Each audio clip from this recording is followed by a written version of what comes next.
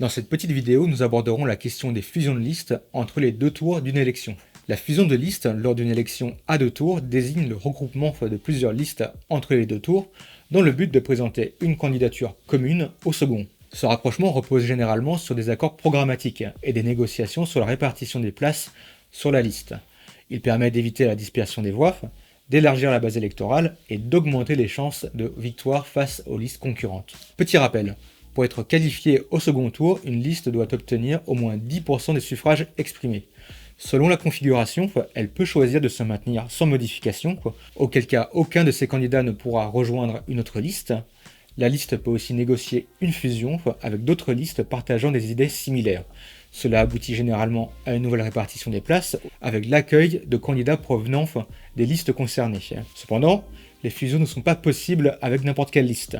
Seules celles ayant obtenu au moins 5% des suffrages peuvent fusionner.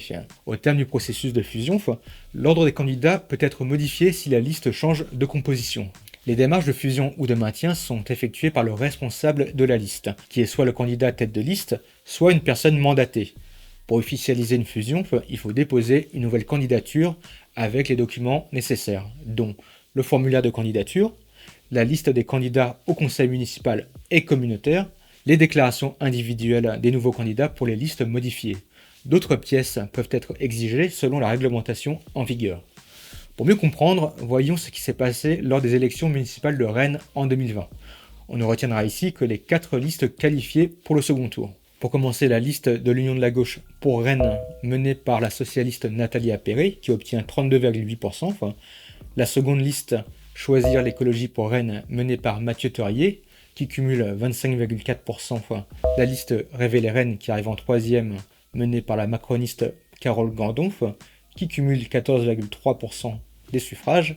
Et la liste de Charles Compagnon, libre d'agir pour Rennes, affiliée Horizon d'hiver droite, qui obtient 12,2% des voix.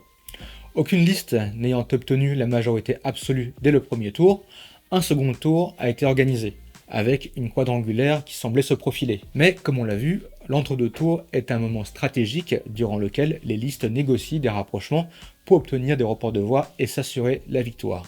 Et c'est ce qui s'est passé ici.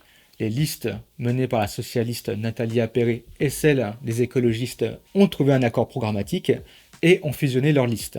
Résultat, c'est une triangulaire qui a eu lieu, opposant la liste d'Union de la gauche à celle de Carole Gandon et de Charles Compagnon. Cette alliance a clairement profité à la liste d'Union de la gauche qui l'a emportée au second tour.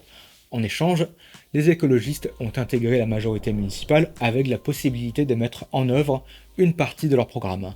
En résumé, la fusion des listes fait partie des leviers stratégiques que peuvent mobiliser les listes qui se présentent aux élections municipales et qui est en mesure de faire basculer l'issue d'une élection au second tour.